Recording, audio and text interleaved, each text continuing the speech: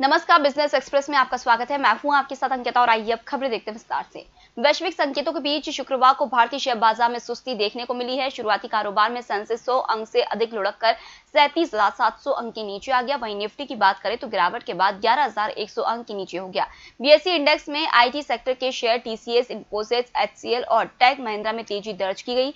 वहीं SBI, ICICI bank और L&T के शेयर में भी रिकवरी रही। बता दें कि गुरुवार को कारोबार के अंत में बीएसई 335 अंक नीचे 37,736 पर और निफ्टी 100 अंक नीचे 11,102 पर बंद हुआ था।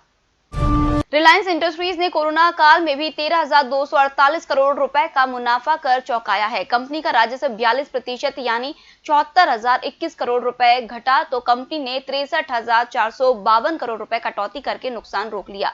जियो को 182% शुद्ध लाभ हुआ है। रिलायंस को 7 में से 5 क्षेत्रों में राजस्व का घाटा हुआ है, फिर भी मुनाफा बेहतर है। इससे रिलायंस के शेयरों में और तेजी की उम्मीद है।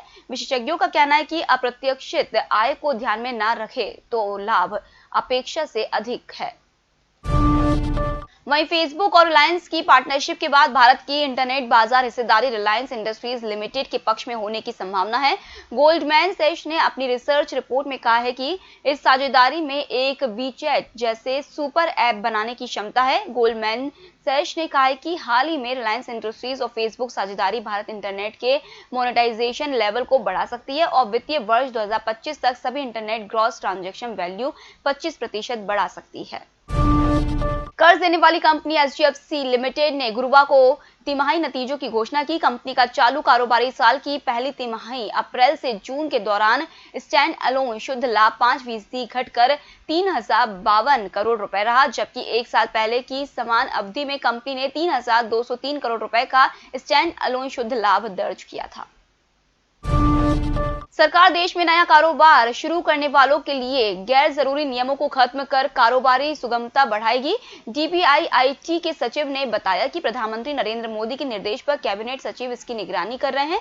सीआईआई के कार्यक्रम में उद्योग एवं आंतरिक व्यापार संवर्धन विभाग के सचिव गुरुप्रसाद महापात्रा ने कहा है कि नया कारोबार शुरू करने के लिए अभी दर्जनों स्तर पर अनुमतियां लेनी पड़ती है, जो मुश्किल भरा काम है। केंद्र सरकार ने रंगीन टेलीविजन के आयात पर प्रतिबंध लगा दिया है। इसका उद्देश्य घरेलू विनिर्माण को बढ़ावा देना और चीन जैसे देशों से गैर जरूरी वस्तुओं की आवक कम करना है। विदेश व्यापार महानिदेशालय ने कहा है कि रंगीन टेलीविजन की आयात नीति में बदलाव करते हुए इसे प्रतिबंधित किया गया है। प्रतिबंध लगने के बाद अब आयात करने के लिए डीजीएफटी से लाइसेंस लेना होगा। सरकार अवैध सोना वैध करने वालों के लिए स्कीम लेकर आने वाली है। इसके तहत पेनाल्टी चुकाकर सजा से बचा जा सकेगा। सरकार इस योजना के माध्यम से सोने के आयात में कटौती करना और टैक्स चोरी रोकना चाहती है। इस योजना में अवैध सोना रखने वाले लोगों से कहा जाएगा कि वे इसकी जानकारी टैक्स अथॉरिटी को देकर पेनाल्टी चुकाकर इसे वैध करा लें। एक अनुमान के मुताबिक भारतीय परिवारों के पास करीब 25,000 टन सोना है, जो किसी भी देश में सोने का सबसे बड़ा प्राइवेट भंडार है। इस बीच सोने की कीमतों में रिकॉर्ड तेजी के चलते बैंकों के बीच सस्ते और आसान गोल्ड लोन की होड़ लग गई है। बैंकों की नजर घरों में रखे 112 लाख करोड़ रुपए के सोने पर है। एचडीएफसी बैंक ग्रामीण भारत में शाखाओं की संख्या बढ़ा रहा है। वहीं मणिपुरम 24 घंटे बैंक नेटवर्क के माध्यम से गोल्ड लोन की पेशकश कर रहा है। हालांकि जनवरी से जून तक सोने की मांग में भारी गिरावट के कारण इस साल भारत में सोने की मांग गिरकर 1994 के बाद सबसे निचले स्तर पर जा सकती है। यह अनुमान वर्ल्ड गोल्ड काउंसिल की भारतीय इकाई ने लगाया है। 1994 में भारतीय उपभोक्ताओं ने कुल 415 टन सोना खरीदा था।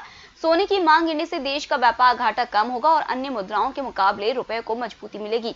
डब्ल्यूयूजीसी ने एक रिपोर्ट में कहा है कि देश में सोने की कीमत रिकॉर्ड ऊपरी स्तर पर पहुंचने और लॉकडाउन के कारण लोगों की जेब में ज्यादा पैसा नहीं होने की वजह से सोने की मांग में भारी गिरावट आ सकती है। भारत सोने का दूसरा सबसे बड़ा उपभोक्ता है, इसलिए भारत में मांग कम रहने से सोने की वैश्विक कीमत पर भी नकारात्मक असर पड़ेगा। साइबर सुरक्षा एजेंसी सीआरटीआईएन ने एंड्रॉइड मालवेयर ब्लैक रॉक से आगाह किया है। एजेंसी का कहना है कि यह email, e commerce, virtual currency, messaging या social media, entertainment, banking, financial जैसे 300 ऐप से क्रेडेंशियल और क्रेडिट कार्ड की जानकारी चुरा सकता है। 4 माह में मध्य प्रदेश में डीजल के दाम 13 रुपए लीटर बढ़े हैं। अप्रैल में 68 रुपए 27 पैसे थे, जुलाई में 81 रुपए 29 पैसे लीटर डीजल बिक रहा है। मध्य प्रदेश में पेट्रोल डीजल की खपत में 30% कमी आने के बावजूद कमाई पिछले वर्ष जैसी है, लेकिन फिर भी सरकार टैक्स नहीं घटा रही है। उधर दिल्ली में केजरीवाल सरकार ने डीजल पर वैट घटा दिया है, जिससे वहां डीजल की कीमत 8 रुपए 36 पैसे कम हो गई है। मध्य प्रदेश सरकार ने इस साल तेल से 2400 करोड़ रुपए कमाए हैं, जो कि पिछले वर्ष के बराबर है। बीते 52 दिन में पेट्रोल 13.53% और डीजल 19.7% महंगा हुआ है, जिससे उपभोक्ताओं को परेशानी हो रही है। मई महीने से 3 महीने के लिए सरकार ने पीएफ योगदान को 12% से घटाकर 10% करने का फैसला किया था। यह कदम इसलिए उठाया गया था ताकि कोरोना काल में कर्मचारियों और उन्हें वेतन देने वाले नियोक्ताओं के हाथ में कुछ ज्यादा पैसा रहे। ये 3 महीने अब पूरे हो गए हैं, इसलिए अब अगस्त से ईपीएफ पहले ही की तरह 12% ही कटेगा।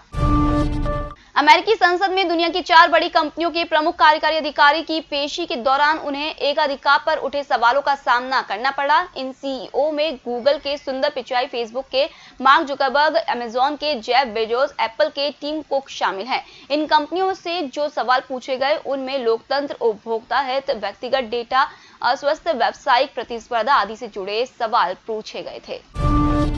भारत में चीन के राजदूत सुन वेइडोंग ने कहा है कि उनका देश भारत के लिए स्ट्रेटेजिक खतरा नहीं है और उस स्ट्रक्चर में भी कोई बदलाव नहीं हुआ है।